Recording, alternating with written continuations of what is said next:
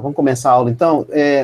A gente está falando, nós estamos falando de gerenciamento de entrada e saída, ou I/O, né? Input e Output, a gerência de dispositivos, a gerência de I/O, etc. Na aula anterior, que foi um pouquinho mais curta que essas anteriores, enfim, toda a histórica aí do curso, nós falamos sobre uma parte aqui mais voltada ao software, né? E aí a gente entendeu a noção da camada de software, que é o que eu gosto de fazer a brincadeira e sempre faço, que é a gente analisar em camadas, né? Ou analisar como se fosse uma torta. Tá bom? Então, assim, deixa eu colocar aqui o material que a gente parou na aula passada, para a gente dar sequência. Tá? Vou compartilhar aqui.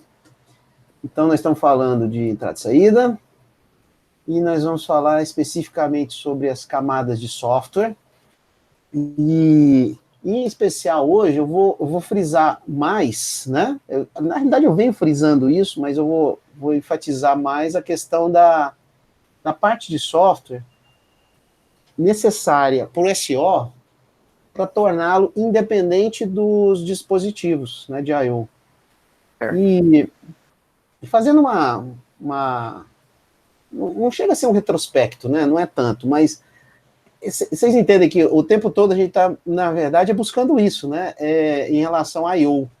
Porque a I/O é a parte mais próxima do hardware, claro, né? E existe sempre a busca, a tentativa, no caso, né? E as soluções que abstraem o hardware, que abstraem os dispositivos de entrada e saída, né? Então é nesse contexto, né, que a gente tenta, que a gente buscou na aula passada trabalhar e agora também. Olha só, deixa eu inverter a tela aqui. Ok. Então, olha só, gente. Vocês estão vendo aí a nossa velha capinha do livro? Capa não, todo o texto? Jóia. Então, aqui nesse conjunto de slides, ó, o que a gente dedicou na aula anterior, né? Ainda sobre entrada e saída, e hoje nós vamos continuar falando essa aqui, ó, né? Camadas de software de entrada e saída, né? Então tá aqui, como eu acabei de falar, hardware, os tratadores de interrupção, os device drivers, ou seja, numa análise bottom-up, né? Ou seja, de baixo para cima, o sistema operacional, enfim, que é independente do dispositivo, né? O software do SO independente do device, e o software de I/O, específico para I/O, que atua no nível do usuário, né? Na aula anterior, a gente ficou aqui, ó, principalmente, talvez até revendo, né, alguns passos do tratador de exceção. Que exceção? Tratador de interrupção. Um ato falha agora, porque handlers é sempre... É porque eu sempre lido com esses... O tratamento de exceção, não é nada disso, é o tratamento de interrupção, né? Uhum. E aí, na aula passada, como eu estava dizendo, a gente ficou um bom tempo aqui, né?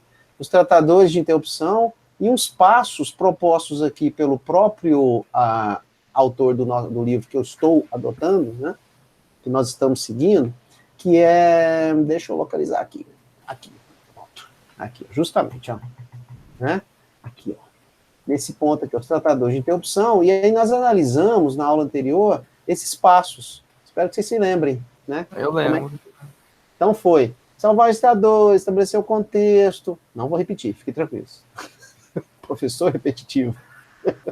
Então, aqui na aula do controlador de interrupção, copiar os registradores, quer dizer, a gente fez toda uma análise, e foi, eu acho interessante essa análise aqui, porque nos faz até lembrar de outros gerenciadores, né? Para que tudo isso aconteça e tal. O tratamento de exceção nessas camadas do sistema de software está muito próximo do hardware e depende fortemente do hardware. Essa é a análise que eu quero que essencialmente nós possamos entender, certo? Então, quando eu vou subir um pouquinho aí nas minhas camadas, eu vou chegar nos device drivers, que também não é nada novo para nós mais, né? Nós temos falado bastante sobre isso. Device drivers.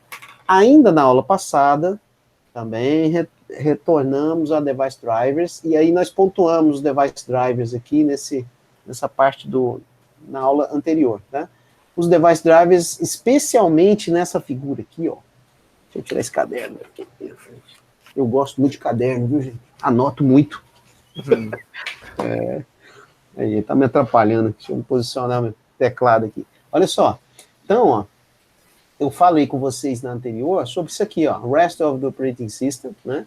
Ou seja, uma parte assim, final do SO, do software do SO, que atua no Spark Kernel, que faz essa interface com os drivers. Seja da impressora, seja de uma eventual câmera de vídeo, né? Aqui nesse exemplo, do CD-ROM, enfim. Então, esse driver aqui, ó, é software, sem dúvida, né? Sem dúvida nenhuma é software. Claro, eu estou falando de um Rest of the Operating System, que também é software, né?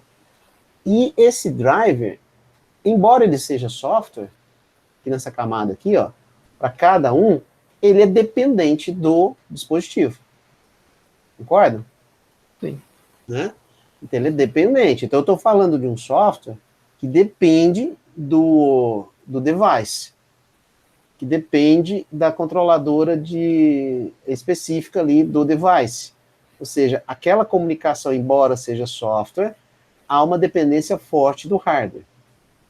E com essa explicação, e nesse contexto, essa figura aqui, ó, né, eu estou uma camada acima dos tratadores de interrupção, estão muito próximos de hardware, mas eu continuo falando de hardware, sim. Device drivers são softwares? São. É software dependente de device. Ou, mais especificamente, a gente ser um pouquinho mais rigoroso nessa fala, dependente da controladora, né, do dispositivo. Tá legal isso, né? Então, certinho. Isso a gente falou bastante na aula anterior. Bastante eu não sei. A gente pode falar mais. Mas nós falamos sobre esse aspecto aí. O que eu quero fazer hoje é fechar essa camada aqui, ó, trabalhar mais o que eu chamo de um sistema de software, um software do SO, independente agora do dispositivo, e um software no nível do usuário, beleza? Então, aqui eu vou precisar de um apoio aqui também de dispositivos aqui. Esse slide aqui não tá bom, não. Tá desconfigurado, não tá legal, não. Não gostei. Vou ter arrumado outro, fazer um melhor aqui. Eu vou usar essa figura aqui. Então tá. Então, nesse contexto, o que eu quero falar? Eu quero falar com vocês aqui sobre o software independente do dispositivo. Então, a partir de agora, considerando essa figura aqui, ó, vai ser útil. Considerando essa figura, vou deixar ela quietinha aqui. Considerando essa figura, eu estou falando disso aqui, Device Independent Operating System Software, né? Então, considerando isso aí, eu tenho alguns elementos que eu quero discutir aqui, tá? Estão projetados. Para eu ter software que é independente do dispositivo, tem algumas funções aí que devem ser compreendidas. Vocês vão ver que eu vou falar aqui, nós vamos conversar, mas muitas das coisas que eu vou falar, muitas delas, de algum modo, a gente já conversou. Né? Por exemplo, buffer, a bufferização. O buffer, como tanto é conhecido por nós na computação, né, o tempo todo, a gente fala muito de bufferização, né? Uhum. É um elemento, é uma função, no seu conceito, fundamental para eu prover para o SO essa capacidade de independência do device. É a bufferização. Outra capacidade ou função muito importante é o fato de eu conseguir criar uma interface uniforme para os device drivers. Então, se eu tenho um sistema operacional, por exemplo, Ubuntu, que é muito usado aí, né? moçada lá, pelo menos da universidade, usa muito, gosta muito, né? Nós usamos muito. Eu tenho. Então, se você considera, tá, o Ubuntu 20.4, só para pegar uma, né? Uma versão, enfim. Aí eu tenho device drivers, né, que eu preciso instalar lá para o Ubuntu, vamos chamar assim, vamos colocar dessa forma, né. Então, o Ubuntu, ele oferece, enquanto SO, ele oferece uma interface para que os device drivers possam se comunicar com o sistema operacional. Então, é nesse sentido, essa interface. Vou falar um pouquinho mais daqui a pouquinho, tá certo? Outra noção também é a questão dos erros. Quer dizer, a controladora, vocês devem se lembrar, a gente conversou um pouco, as controladoras têm duas missões principais, controladora, lá no hardware, né? A primeira missão, vamos chamar assim, é ela fazer efetivamente a comunicação com o dispositivo, e bit a bit, no caso, né? Tem que ler bit a bit, por exemplo, de um disco, né? Da unidade de disco, você vai ter que ir lendo aquilo. Eu vou bufferizando na controladora, isso por hardware, né? E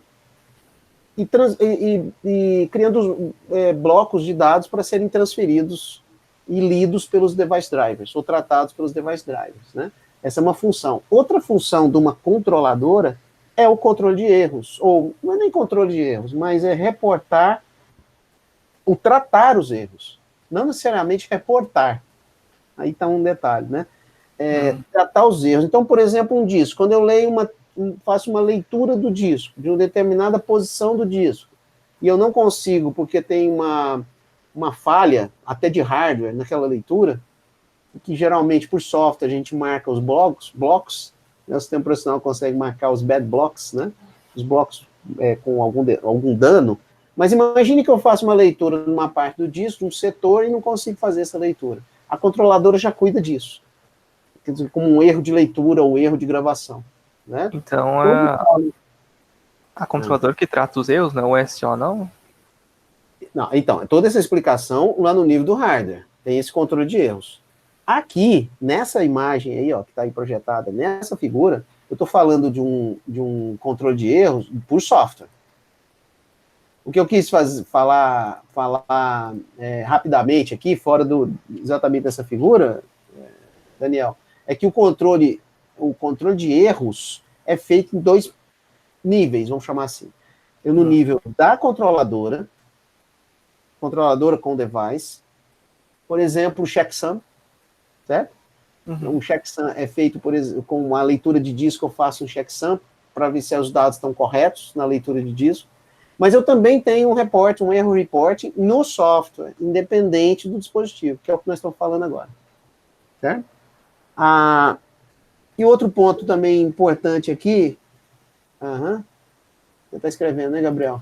Outro ponto importante aqui é a alocação e a liberação dos serviços dedicados, que a gente vai falar também, que é feito por software, e o tamanho de bloco.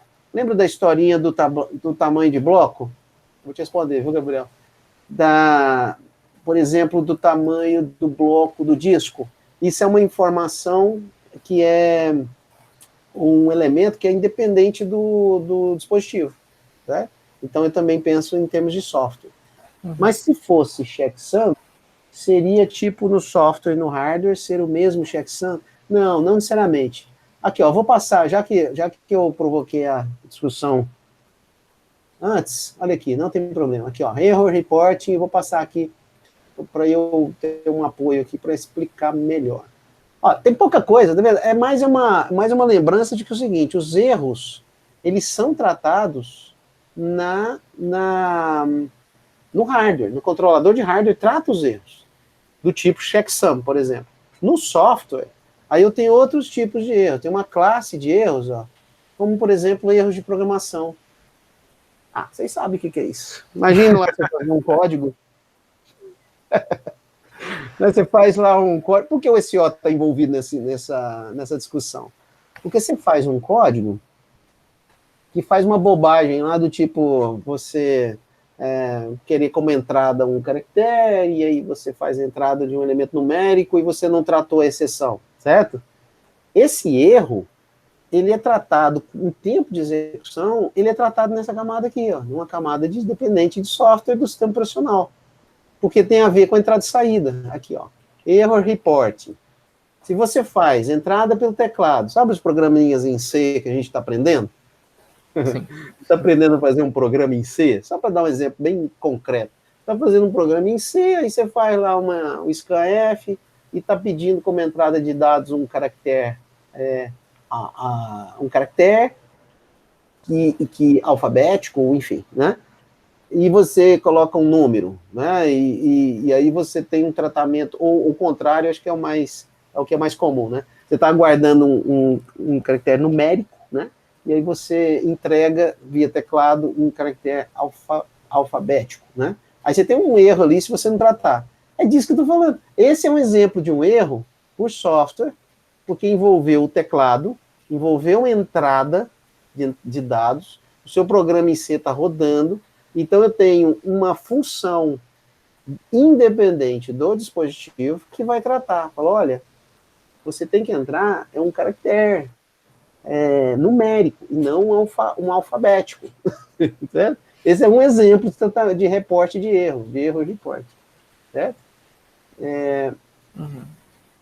E veja que não tem nada a ver, viu, Briel, com o checksum. Que o checksum é feito normalmente por controladores. Lá embaixo, lá no hardware. Certo? As placas de rede, por exemplo, né, para falar de comunicação. A placa de rede, ela também faz verificação de controles de checksum dos pacotes. Não chega a ser um checksum, mas eu faço verificação no nível do enlace, e isso está embarcado na placa de rede, também é dependente de hardware, nesse caso. No entanto, determinados tipos de erros são mais dependentes ou independentes da placa de rede. São independentes da placa de rede, foi o que eu disse. E mais relacionados a software. Por quê? Porque eu tenho a pilha de rede. Eu mudei um pouco o assunto agora, mas para deixar claro o que eu estou querendo falar, né? Quando a gente estuda redes de computadores, a gente entende melhor como a independência de software, né, a independência em relação ao hardware, quando eu tenho um dispositivo físico que é uma placa de rede, ou uma placa Wi-Fi, ou com fio, não importa, mas eu vou ter lá em cima, na pilha mais alta, um software, por exemplo, para tratar a troca de pacotes, né, de dados entre um host e outro, em uma rede, que não tem nada a ver com o hardware. É nesse sentido que eu estou falando agora também do SO, certo? É claro que eu não sei se quem está me assistindo, vocês dois também já estudaram redes de computador, estudaram formalmente, fizeram matérias, essas coisas? Não, ainda não. Não? Pois é, mas vocês vão ver que a tendência, a perspectiva é a mesma. É muito parecida. Mesmo, né? É muito parecida a ideia da independência do hardware. Eu ter software que funcione independentemente de qual hardware eu esteja usando. Ainda bem, né? Senão não seria possível fazer, por exemplo, uma comunicação de computadores radicalmente diferentes enquanto arquitetura, né? Numa rede como a internet, claro, né? Baseado em um protocolo IP, ou mesmo TCP, que é de transporte e tal. E isso é independente completamente do hardware que está lá embaixo. É o que eu disse no começo aqui dessa aula. É uma busca, né, por soluções que deixem independente esses dois caras aí, né? O software e o hardware aqui. Mas é isso. Eu vou voltar um pouquinho, porque aí eu vou seguir assim nessas funções, tá? Eu digo aqui que as principais funções que vão dar uma caracterização mais forte do que eu estou dizendo, os dois primeiros aqui, ó.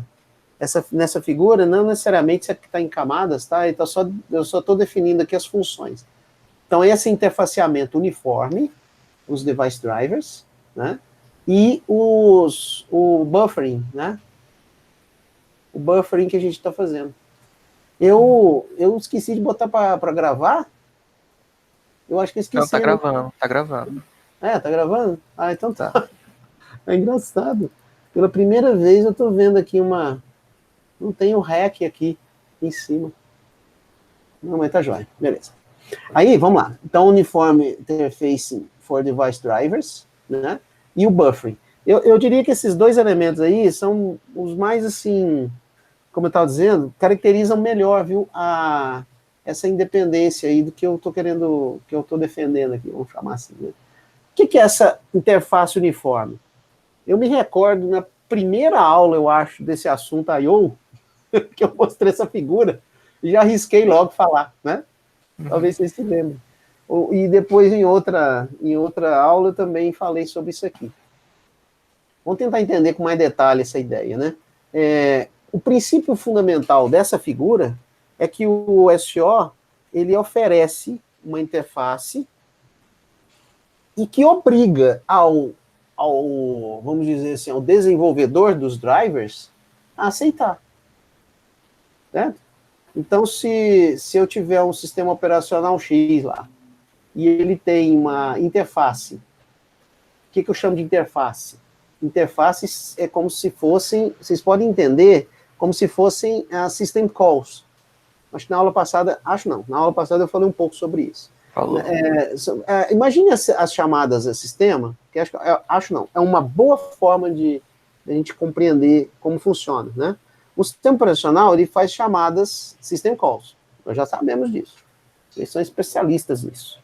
Um dia eu vou chamar vocês dois para fazer uma palestra sobre sistemas operacionais, ok? Especialistas do assunto. Mas vamos lá. Quando o sistema operacional faz uma chamada sistema, vamos falar que é uma chamada sistema que faça uma gravação de dados no disco. Ele faz essa system call, write, tá? Gravar. E ele tem um formato. Esse system call tem um nome para ela, um identificador, tem parâmetros, né? Nas aulas sobre sistema de arquivos, nós olhamos lá algumas system calls, né? Por exemplo, aquela que abre arquivo, aquela que... agora eu não vou lembrar, mas é que define os descritores de arquivo, né? O file descriptor. Ele tem todo um formato exigido pelo SO. O device driver, correspondente aqui, por exemplo, de uma disco SATA, ele tem que entender que vai receber uma system call do SO, né? Uma system call do SO com aqueles parâmetros, com aquele formato. Esse driver tem que entender aquela chamada para ele aceitar a chamada e passar, então, para o controlador fazer efetivamente a leitura lá no disco e o controlador blocar os dados lidos do disco em blocos, né? E passar isso de volta para a chamada ao sistema, né? Então, esse retângulo aqui, ó, essa configuração da interface, essa definição da interface, ela tem que ser obedecida exatamente pelo desenvolvedor do driver para aquele SO. Né? Tranquilo? Então, é isso aqui que garante, nesse assunto interface, o interfacing, né? O interfaceamento entre driver e sistema operacional, que seja o mesma interface. Aqui nessa figura, vocês estão vendo que tem essa pontinha aqui, essa pontinha menor e outra maior. Sim. Aqui, né? Aqui está se repetindo essa interface aqui, né? Considerando esses drivers, e esses caras estão obedecendo. É um encaixe perfeito aí. Essa figura é ilustrativa, ela é abstrata, mas eu quero entender o seguinte: quando você faz uma chamada de uma função, aquele que está recebendo a chamada tem que entender a chamada e os seus parâmetros, processar, no caso o driver vai processar essa chamada e vai retornar algum resultado, falando a língua do sistema operacional, tá bom? Sim. Tudo bem? Eu acho que para muitos deve estar chuva no molhado, como eu gosto de falar. Mas que fique claro, isso só funciona porque não é assim, ó. Aqui, esse sistema operacional se fosse um caso assim, esdrúxulo, né, onde o sistema operacional ele teria uma interface aqui para encaixar esse driver, mas não tem interface para encaixar esse, ou melhor, não é nem isso. É um SO, é como se o SO tivesse que ser feito para os drivers, o que não faz nenhum sentido, né? É o contrário. Os drivers têm que ser feitos para o SO. Ou seja, eu gosto também de falar isso, não tem milagre, né? Você tem, por exemplo, padrões. Se não é padrões, você não consegue ter interoperabilidade. Isso aqui é um tipo de interoperabilidade, né? Você está fazendo com que drivers funcionem para o sistema operacional, porque foi feito para aquele sistema operacional. Certinho? Nesse ponto aí, o que eu quero tocar aqui, que vai detalhar um pouquinho mais, é sobre o sistema de arquivos, que eu achei interessante esse último parágrafo aqui. Bom, vocês lembram direitinho do inode, não lembra? O inode é... Espero que sim. A inode é uma das formas, né, de fazer aquela abstração do arquivo funcionar. Você tem um arquivo que tem um inode associado ao arquivo, né? No Unix, aí ele chama a atenção aqui que no Unix eu tenho uma forma de interface, fazer esse interfaceamento, né? E que valoriza a questão do nome. O nome que é dado para os dispositivos. Talvez vocês saibam, né?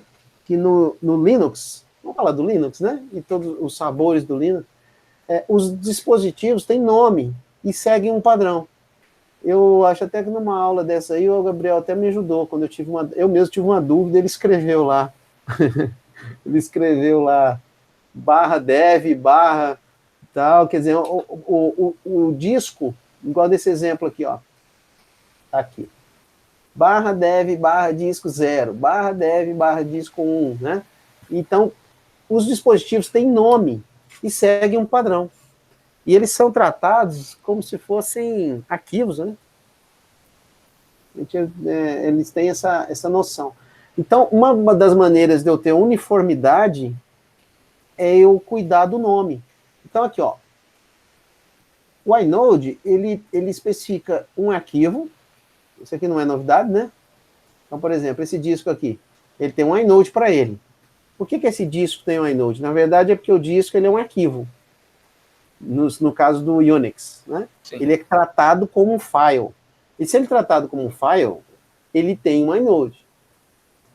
Aí entenda, o inode mapeia o arquivo, mas ele mapeia também, o inode também tem uma informação, que é o Major Device Number, que é uma forma de, para aquele disk 0 lá, disk 0 ou disk 0, aquele disk 0 tem o número do device lá no hardware, quer dizer, do disco. Qual device que eu estou tratando? Então, o disk 0 tem a ver com o device tal. E isso é usado pelo driver, para localizar o driver apropriado no sistema. Lembrando, driver é software, certo?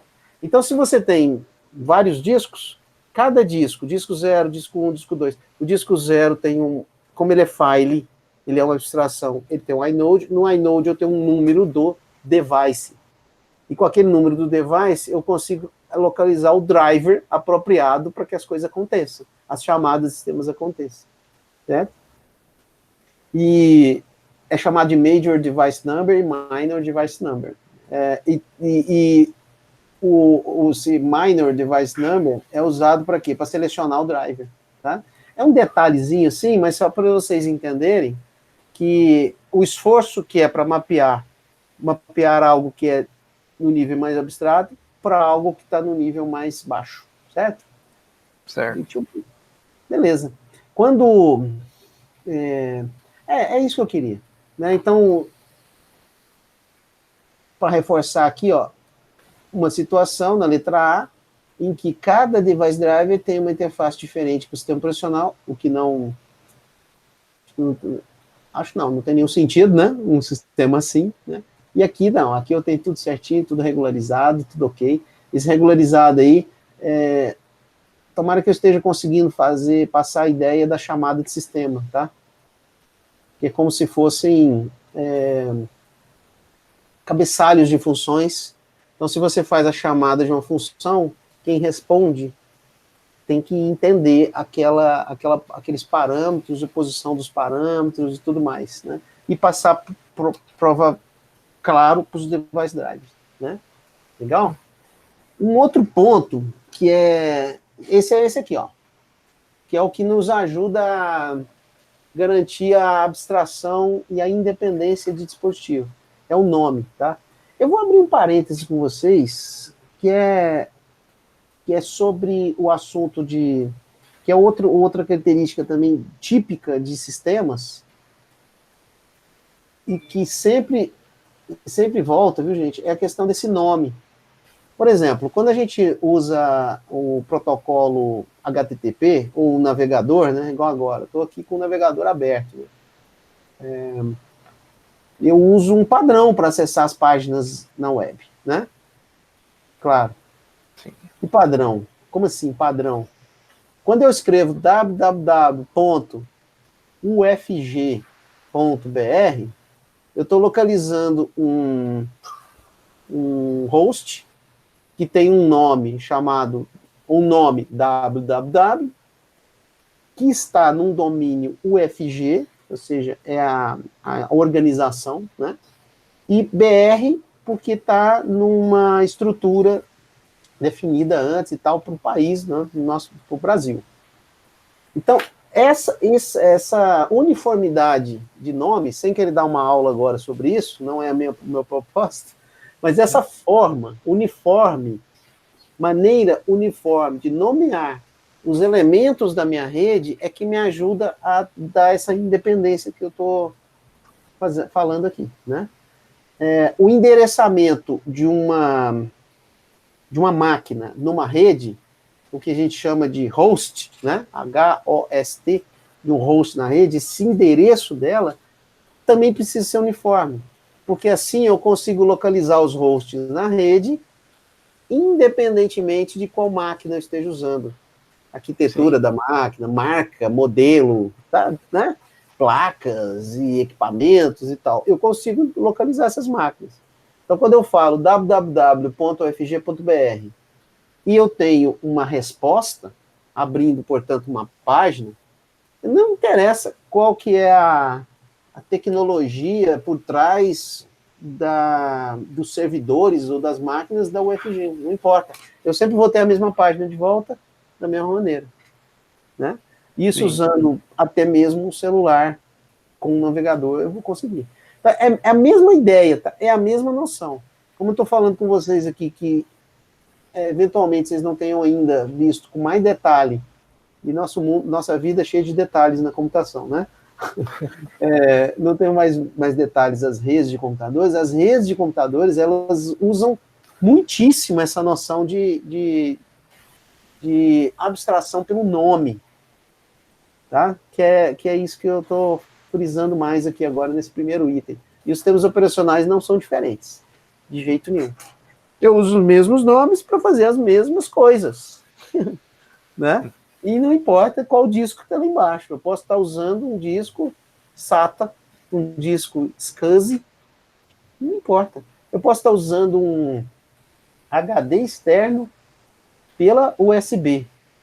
Mesma coisa.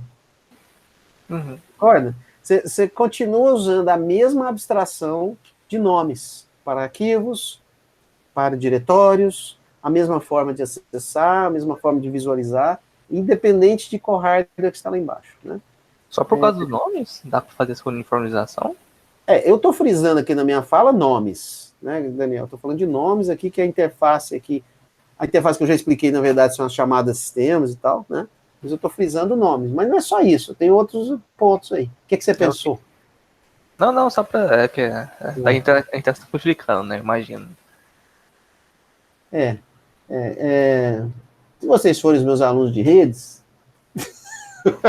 ou de redes eu não digo, mas de sistemas distribuídos, que é uma área que eu atuo fortemente, aí eu lá na aula eu vou lembrar, né? Falar, olha, vocês lembram quando eu falava lá em SO?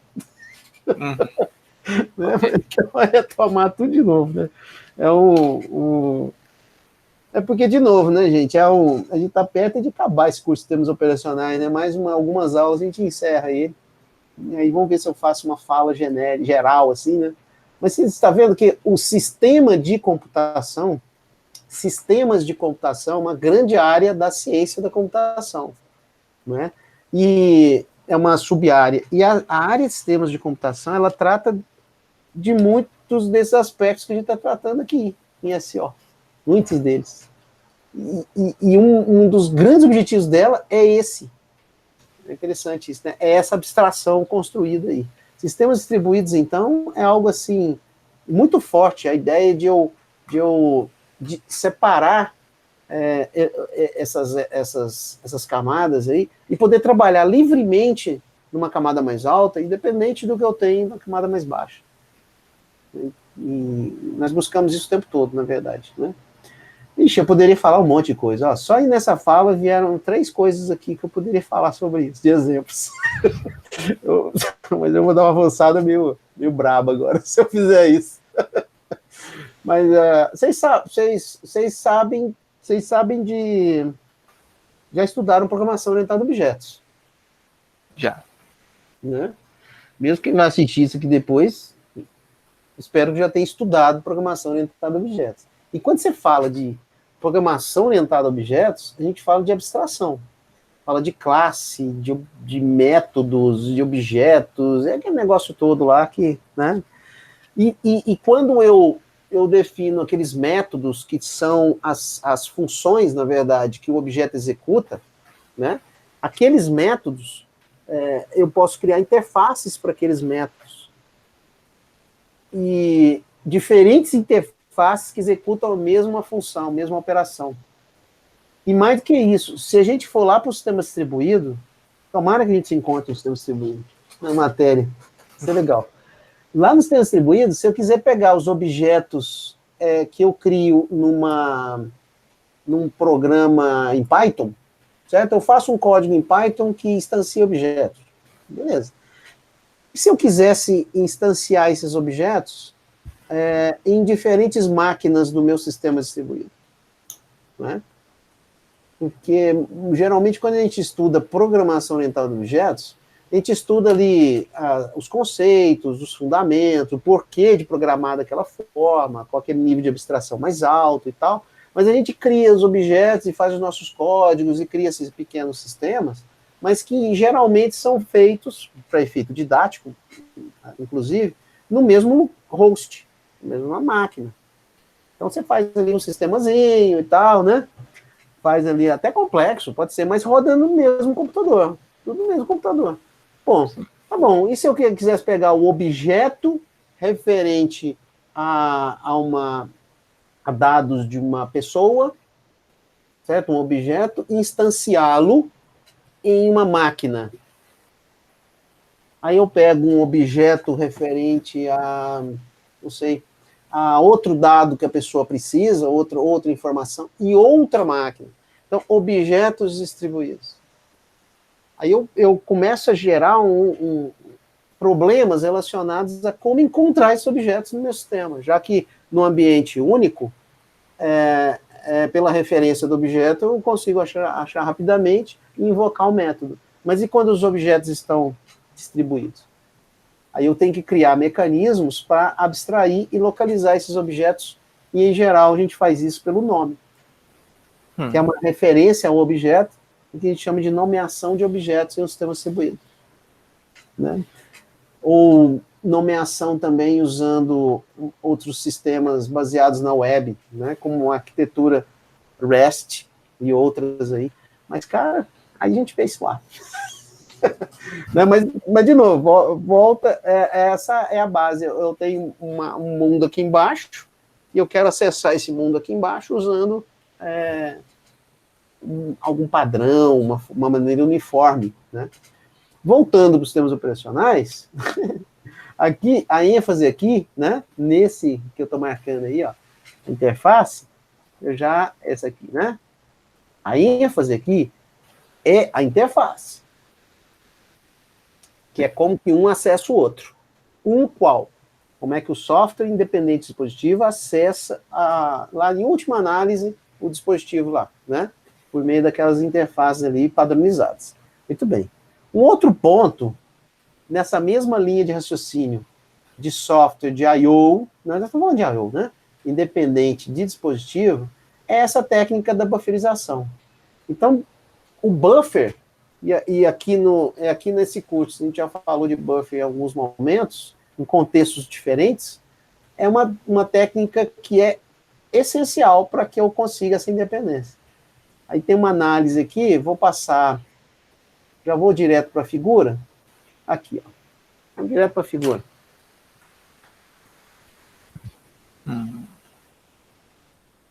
Olha lá.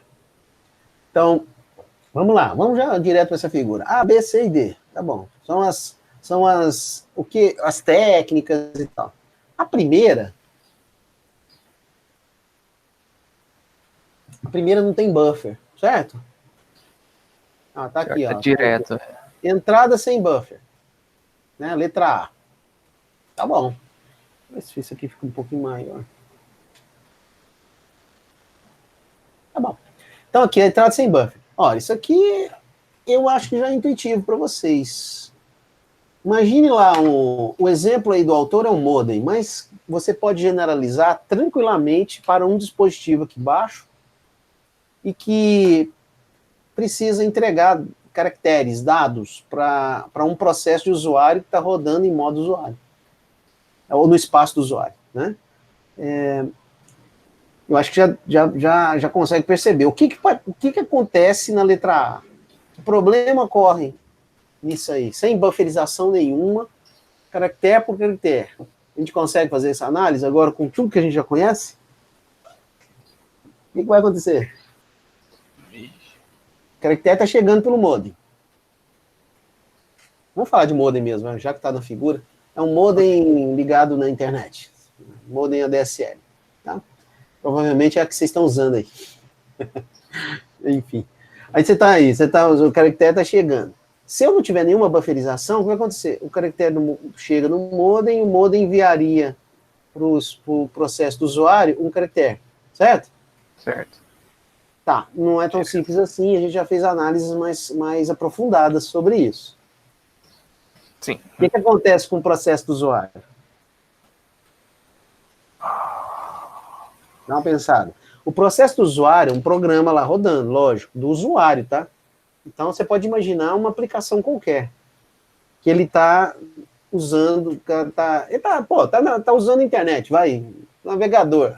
Seria um tanto absurdo uma solução dessa letra A, mas vamos lá. Esse processo do usuário é um processo rodando, o usuário está interagindo, está precisando de receber os caracteres pela rede, né? Está carregando. Aí o processo do usuário, ele pede, aqui, ó, a seta aqui está de baixo para cima, mas é porque eu estou mostrando só a situação de subida de dados, né? Mas o processo do usuário, ele quando ele entra no sistema operacional, começa a executar, ele entra no CPU, blá, blá, blá, e ele precisa acessar um dispositivo de entrada e saída, claro. Quando ele precisar acessar o modem, o que vai acontecer com ele? O que vai acontecer com o processo do usuário quando ele pedir um caractere pela rede? Está chegando caractere pela rede. Não vai acontecer nada? O que acontece com o processo do usuário? Deu um branco aqui, professor. Esse é o lado chato do professor. O professor começa a ser chato. Processo do usuário. O processo do usuário está aqui, ó. Aí eu vou lá e vou ser bem didático mesmo, bem direto. Ó, você abre lá um navegador, escreve www.ufg.br, bate enter. O que acontece com sua página, navegador? Ela manda, vai ser carregado, sim, com certeza. Mas o que acontece? Você espera, não espera? Sim, tem que esperar a resposta. É isso, aonde que eu queria chegar. Então, mas falando de sistema operacional, eu dei um exemplo para vocês entenderem rápido. É porque tem a questão da rede, tem o fato de eu ter uma comunicação síncrona e tal, né? Mas o processo do usuário, gente, não esquece não, o processo do usuário está lá e ele quer acessar um dispositivo de I/O. Vamos falar de SO. Ele quer acessar um dispositivo de I/O, que é o modem, porque está precisando de dados trafegados pela rede. O que o processo do usuário faz? Ele bloqueia. Uhum. Não é isso? Sim, o processo bloqueia, né? Ele bloqueia. Por que ele vai bloquear? Porque ele vai esperar que os dados... Ele vai esperar que os dados cheguem no modem. Ora, nós já falamos aqui em aulas anteriores sobre a impressora. Um exemplo da impressora, mas que, de novo, você pode generalizar. O que vai acontecer? Se não tiver buffer nenhum, cada caractere... Isso aqui é uma situação que não existe, tá? Mas é preciso entender. Ó, caractere por caractere. Chegou um caractere, letra A. Né? Ele chegou a letra A. Aí o processo do usuário recebe a letra A. Aí ele desbloqueia, que ele recebeu. Uhum. Processa aquela letra A e volta a ficar bloqueado, porque ele está esperando o próximo caractere, o próximo caractere, o próximo caractere. O que vai acontecer com esse processo do usuário? Ele vai ficar sendo bloqueado e desbloqueado, bloqueado e desbloqueado um monte de vezes. E passando por toda aquela camada também de interrupção. Lembram? Essa é aquelas aulas lá que eu falei muito sobre o controlador de interrupção, a impressora, é o mesmo princípio, tá? Então vai ficar atrapalhando todos os processos, então, do CPU. Tem lógica. Isso aqui não tem nem sentido, porque aí o processo do usuário ele vai destravar. O que é destravar? Desbloquear. Ele vai desbloquear quando chegar um caractere pelo modem da rede. Aí ele processa, depois ele volta a ficar bloqueado de novo, porque está precisando do próximo caractere. E do próximo, e do próximo, e do próximo. Entendeu, Gabriel? Eu estou perguntando para você também, porque você escreveu, como assim? Esse é o problema. Como é que eu minimizo esse problema? Na impressora, a gente já discutiu um monte, questões da printer, né? Mas a gente não falou de buffer e tal, mas é tão natural pensar que a impressora tem um buffer, né, que não nem cabe muito. Mas, né, então aqui, isso aqui é o caso onde eu tenho um dispositivo, portanto, de I/O, que está comunicando com o processo do usuário, comunicando assim, está entregando dados do processo do usuário, e sem nenhum tipo de bufferização. Então isso cria uma dependência muito forte entre o dispositivo está lá embaixo e um processo do usuário está aqui em cima. Então eles estão muito atrelados, muito presos um com o outro. A solução, né, que é o que se usa, é ter um buffer. Então a letra B já melhora um pouco tendo um buffer no espaço do usuário. Então o que vai acontecer agora? Claro que é estranho, Gabriel. É lógico. Eu concordo com você. Lógico, ele escreveu. Mas é meio estranho pensar isso em buffer. O normal é pensar já com buffer. Concordo com você. Mas veja que é aquele discurso outra vez, né? Em compreender a essência, né, das soluções. Né? Agora, bom, o buffer é natural, mas vamos pensar, então vamos colocar um buffer que funciona no espaço do usuário. O que vai acontecer? O usuário pode bufferizar, o processo pode bufferizar no buffer. Vamos pensar como está na figura, que eu acho que vai ficar mais fácil para a gente entender. Então, o dado está chegando pelo modem, aí o que vai acontecer? Então, aqui está o modo kernel, o espaço kernel, aí eu vou bufferizar ali no espaço do usuário. Beleza, isso aqui já melhora bastante, porque aí o buffer encheu, né, o dado está chegando. É igualzinho a impressora, viu, gente? Se o modem está enviando os dados para o processo do usuário, o processo do usuário desbloqueia e trata da... Ele pode desbloquear quando o buffer estiver cheio. Sim. Melhorou bastante. Uhum. Né? Então, quando o buffer estiver cheio, o processo do usuário desbloqueia, consome o buffer e volta a ficar bloqueado. É isso mesmo. Ele volta a ficar bloqueado porque tem mais I/O. Tem mais dados. Isso vai ao encontro do que nós falamos aqui o curso inteiro. Lá na parte de processo, né, também. Tá bom. Mas se eu colocar um buffer no espaço do kernel, também, eu vou aliviar a barra desse processo do usuário. Por quê? Porque quando eu encher aqui, ele desbloqueia. Você está vendo que ele continua desbloqueando e bloqueando várias vezes? Né? A ideia de ter um buffer, a ideia de ter um buffer no espaço kernel é que eu posso fazer um controle aqui, um controle de fluxo, né, entre esses dois. E nas aulas anteriores teve um momento que eu expliquei um pouco sobre isso também, de ter o buffer no espaço kernel e o buffer no espaço usuário. Foi em outro contexto, mas eu lembro de falar isso. É correto dizer que um buffer na área do kernel é mais rápido que na área do usuário? Pois imagina usando registrador. Sim, concordo com você. Pode ser que alguém diga que não, mas eu vou dizer para você que sim.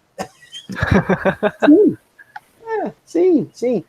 Porque, pensa bem, no espaço do usuário, você está usando a memória RAM, você está usando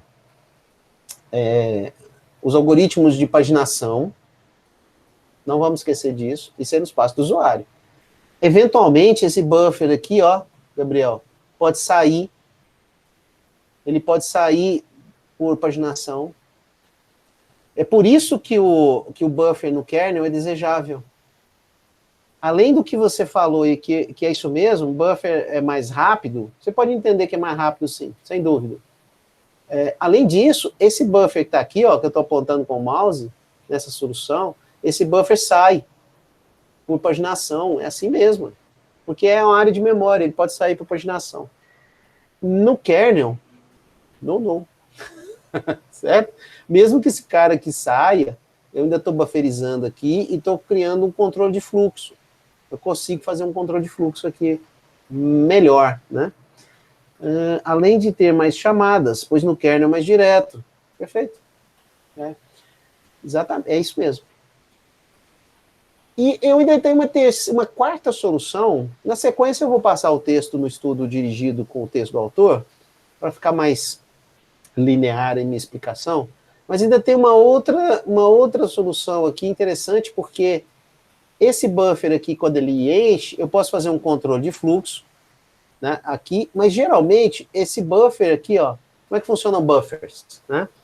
O buffer enche, aí eu copio para a área do usuário. É assim que o SO faz. Então, quando esse cara enche, eu copio ele inteiro para cá. E ao copiar ele inteiro para cá, o processo do usuário vai consumir. Muito bem. Ok. Se acontecer, que essa é a discussão aqui colocada, se acontecer, como isso aqui é a área da memória RAM, se acontecer uma paginação, page out, ou seja, esses dados do buffer podem sair da memória, esse sujeitinho aqui, ó, o meu amigo aqui, né, não tem mais onde colocar o buffer, é tudo muito rápido, então eu vou continuar recebendo os dados aqui, e não tenho mais para onde colocar, porque esse cara saiu da memória. E, então, uma forma de diminuir esse tipo de problema, né, que pode acontecer, não acontece o tempo todo, é você ter 2 buffers aqui, ou então uma lista circular de buffers. Olha que interessante. Então, você começa a usar a ideia do buffer de uma maneira um pouco mais esperta, né? Então, vamos lá. No passo 1, os caracteres vão chegando aqui, ó, esse buffer enche, aí eu copio. Por que eu estou falando em copiar? Né? Porque é mais rápido. Certo? A gente sempre privilegia o desempenho. Então você espera encher e pá, copia para esse outro espaço. Então você só copia quando enche, que é o que acontece aqui. Aqui a estratégia é um pouquinho mais esperta. Então, em vez de eu esperar encher o buffer para copiar, né, quando ele estiver quase cheio, eu copio e já abro o outro aqui, ó, e já vou bufferizando até que eu tenha um espaço livre aqui para eu também, do 3, subir para cá. Entende? Assim, você vai enchendo o buffer. Quando ele estiver quase cheio, você copia para o espaço usuário. Aí você já começa a encher um outro, naquele passo 3. Ó, aí você já começa a encher um outro. Depois você copia. para o espaço usuário.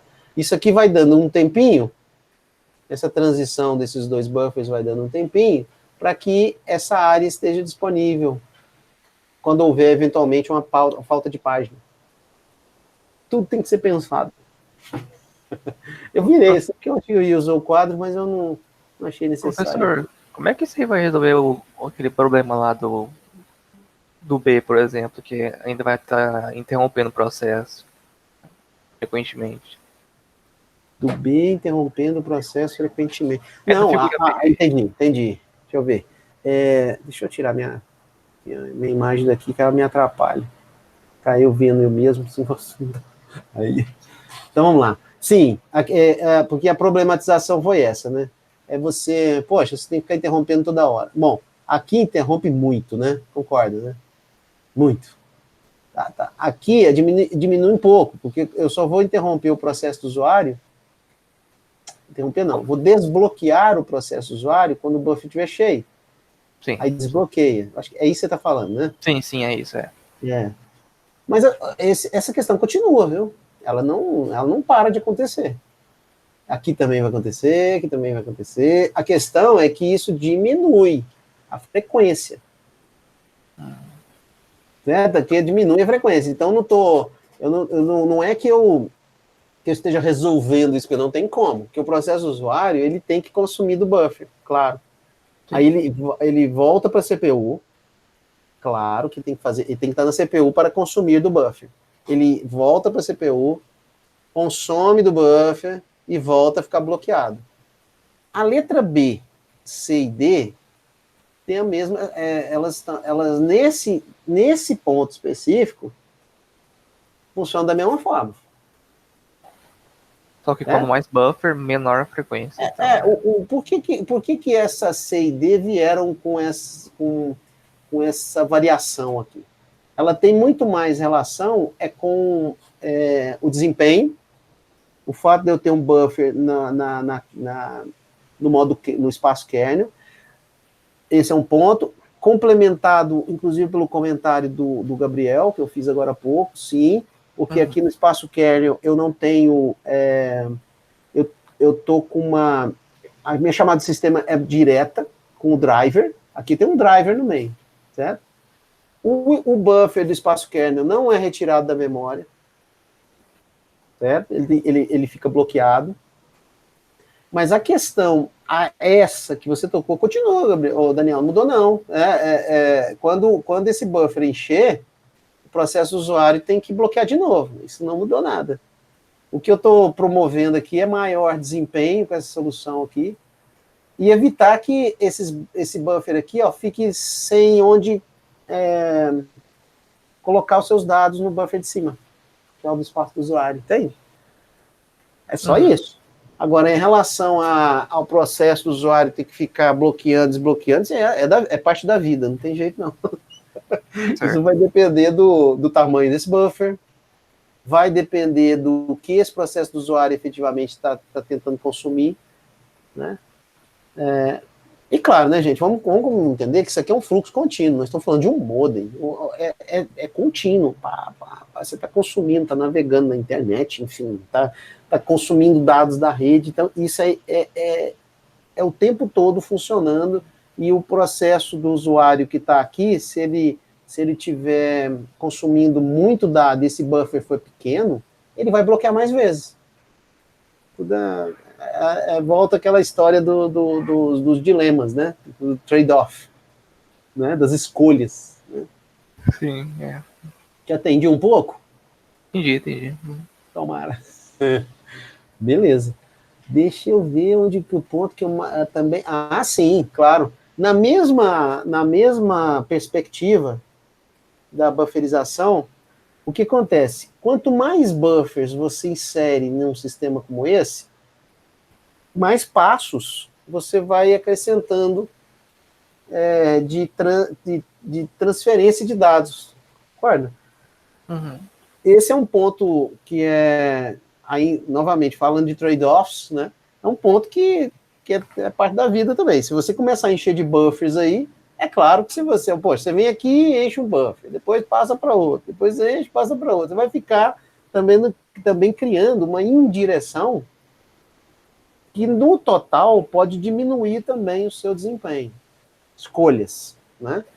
E nessa perspectiva, essa figura aqui, ela mostra uma rede como que funciona. E eu achei...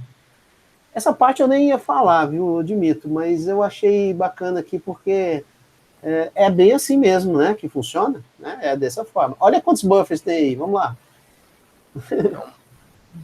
Um monte. Montão. Então, montão assim, vamos lá, vamos combinar aqui que são do lado esquerdo tem 3 buffers, do lado direito tem 3 buffers. Olha só, o processo esse aqui é um host na minha rede, esse aqui é outro host na rede. Enfim, máquinas, né, separadas numa rede. A rede, ela é I/O. Lógico. E um computador ele é conectado na rede porque eu tenho um device, que é uma controladora de rede. Eventualmente a gente chama de placa de rede também. Placa de rede on-board. Mas a gente acaba falando rede. Então tá aqui a nossa controladora de rede. Ela está separada aí para ficar mais fácil de visualizar. Então, olha, o processo do usuário vai enviar um arquivo para outro computador. Então você vai ter um processo que vai rodar e vai começar a enviar um arquivo, ele bufferiza no espaço do usuário, bufferiza no espaço kernel. Esse bufferiza, na verdade, é uma cópia. Já falei isso, né? Eu copio desse, encheu aqui, eu copio para cá. E aí, vocês vão lembrar, lá atrás, você lembra quando eu falava de copiar o buffer? Aqui, ó. Olha aqui. Copy from user.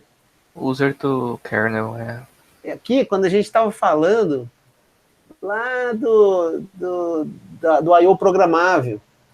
Uhum. Então, para ilustrar o I/O programável, que é uma abordagem de realização de I/O.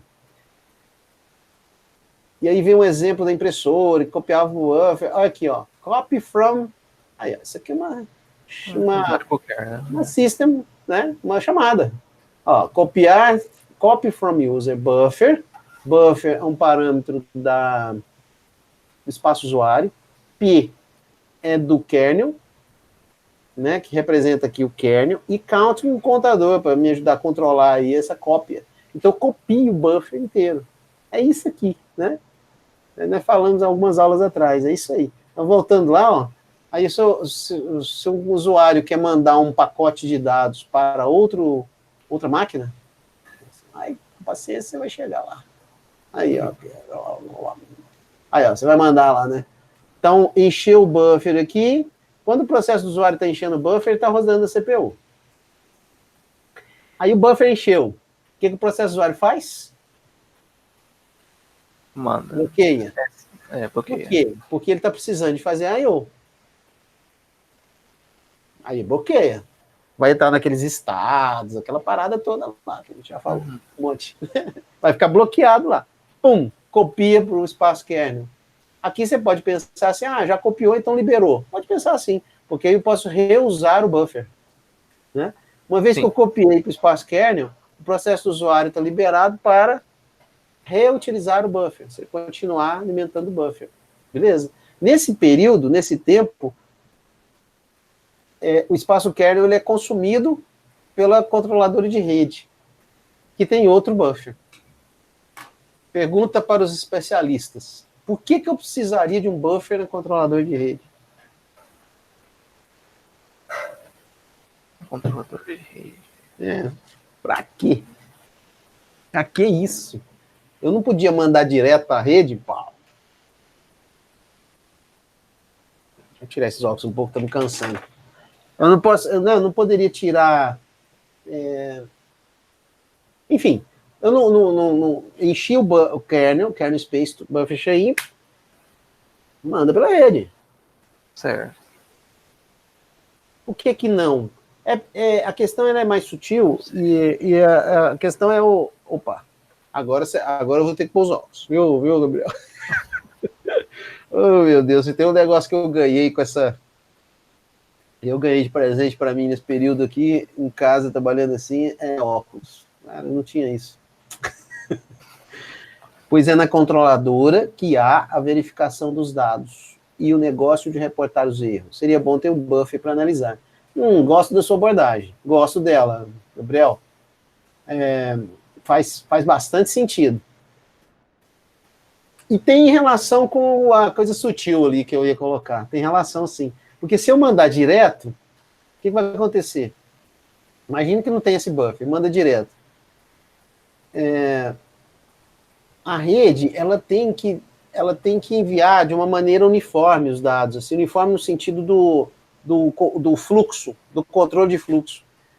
Essa máquina aqui, ela tem que passar por todo aquele processo que a gente falou, usar DMA, eventualmente ter uma interrupção. Eu vou gastar um tempo, eu vou ter um overhead aqui necessário, que a gente já discutiu um monte já de I/O, para esses dados saírem daqui e entrarem na rede.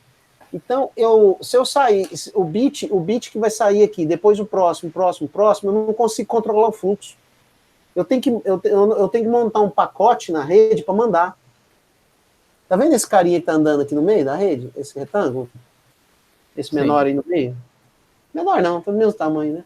Esse aqui não é um buffer, esse aqui é um pacotinho. É como se o pacotinho estivesse indo. Ora, na rede eu tenho que mandar pacotes. A unidade de tráfego, vamos chamar de dados, que trafega na rede é pacote, né? Em várias camadas ali, mas é um pacote. Então, entenda, um bloco, né? Ora, se eu ficar mandando direto para a rede, e a controladora tem que ir juntando para depois mandar, eu não vou ter muito controle da velocidade do envio. Eu vou estar dependendo demais dessa máquina aqui. Então, o que eu faço? Bufferizo. Saidinha. Assim, resolve todos os problemas? Não, mas minimiza bastante. Então, modo kernel aqui, eu vou bufferizando na controladora. Quando eu conseguir encher o buffer da controladora,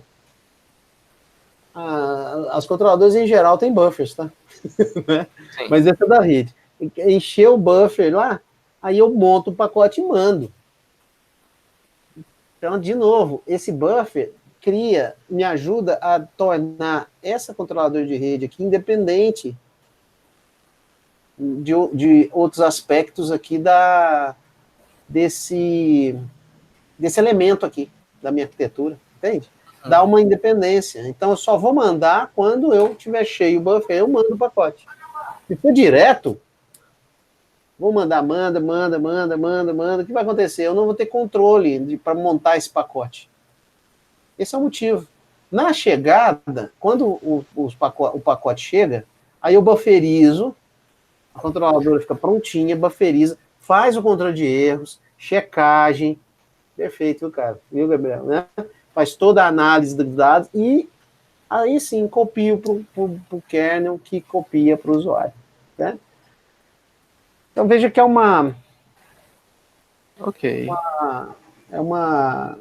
é algo assim que a gente investiga e estuda e analisa que vai ajudar a gente a entender depois outras coisas. Buffer é algo fundamental em computação. Em vários contextos, vários. Né? Por isso que eu quis citar esse aqui para vocês. Certo? Muito bem.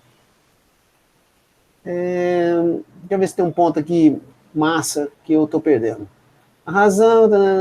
Aqui, ó, essa parte aqui. Ó. A razão é que it does not output the wire directly from kernel memory. Aqui, então ele está falando, por que eu não vou colocar diretamente, né, no cabo? Né? Ele fala wire directly from kernel memory.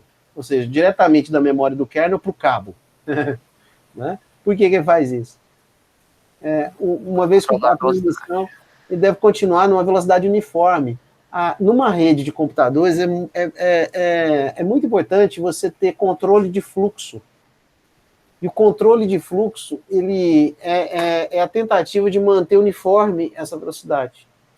E se eu ficar dependendo diretamente desse host para isso, ou seja, tirar esse buffer daqui, isso vai ficar mais difícil.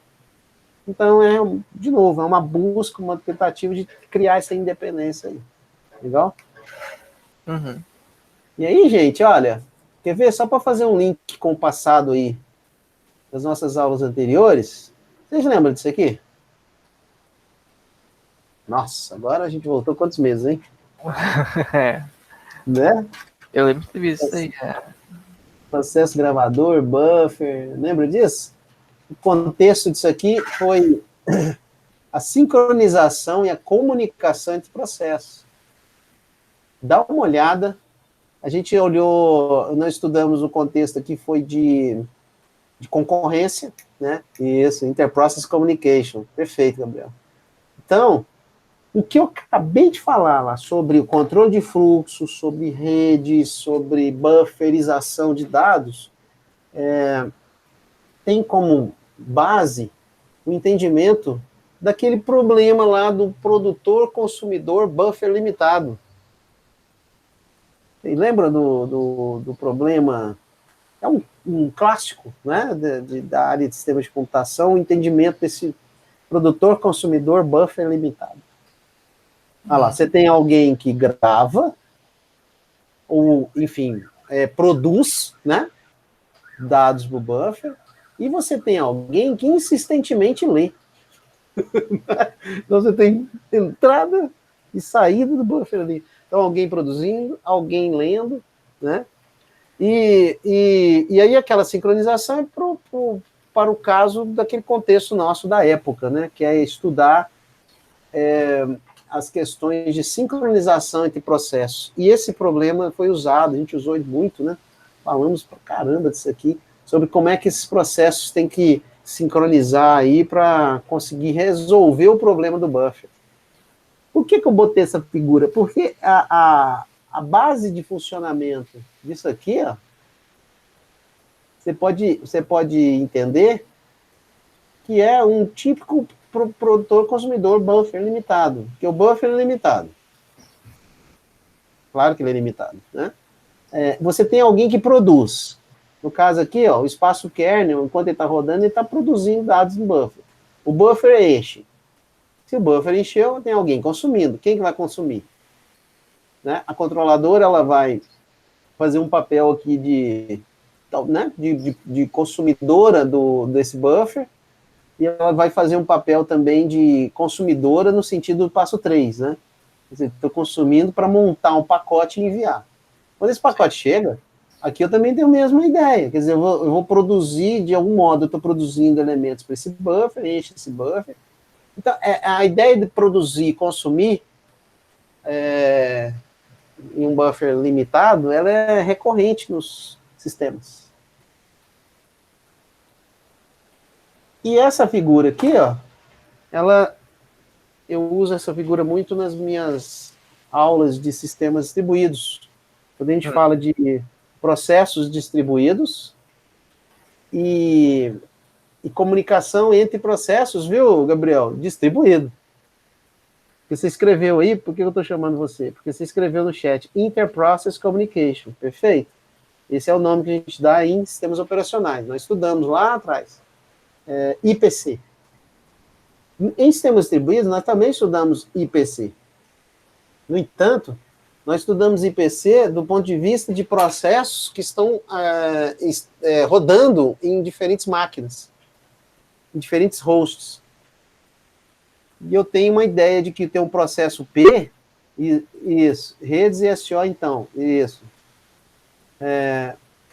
Então, aí eu tenho... Eu não sei se eu entendi a sua pergunta, Gabriel, mas aí o processo roda numa máquina. Olha aqui essa figura. O processo P está rodando aqui, nessa máquina, e o processo Q está rodando em outra máquina, suponha. Máquinas diferentes. E aí os dois processos têm que conversar um com o outro. Nós chamamos isso também de Interprocess Communication. E essa comunicação também acontece por via buffer. Um buffer de saída, tá vendo? E aqui um buffer de chegada. Um buffer de entrada, enfim, incoming message buffer e outgoing message buffer. E tem um canal de comunicação que a gente tenta abstrair isso para programar distribuído, fazer programação distribuída. Sistemas distribuídos precisam de conhecimentos em redes e SO, e de programação de computadores, para te completar. Isso mesmo. Não é à toa que num curso de graduação, no curso de engenharia, de computação, ou mesmo ciência da computação, você tem essa trilha, né? Arquitetura de computadores, seguida de sistemas digitais, eventualmente, né? Ou a parte de eletrônica, quando é o caso, seguida de sistemas operacionais, seguida de redes e seguida de sistemas distribuídos. Certo? E também computação paralela.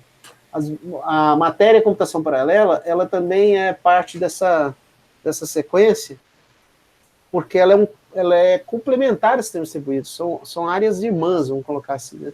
Então você tem que distribuir, mas também você tem que pensar como que eu vou paralelizar para eu, eventualmente, conquistar desempenho, executar problemas de forma paralela, né, com partes de código sendo paralelizadas.